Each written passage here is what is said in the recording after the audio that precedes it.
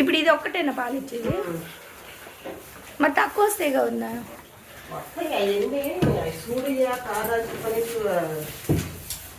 హాస్పిటల్లో డాక్టర్ చేత చూపించాలి.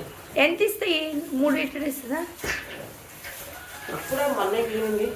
1 లీటర్ ఇస్తుందా? 2 లీటర్లు ఇచ్చింది. 2 లీటర్ స్లోగా అయితే ఇంకా ఎక్కువ ఇచ్చుద్ది. ఇప్పుడే కదా దానికి పోయిందిగా ఇదంతా పోయిందంతా నీరసంగా ఉంటుందిగా. అబ్బో అది ఎలా చూస్తుందో కళ్ళతో.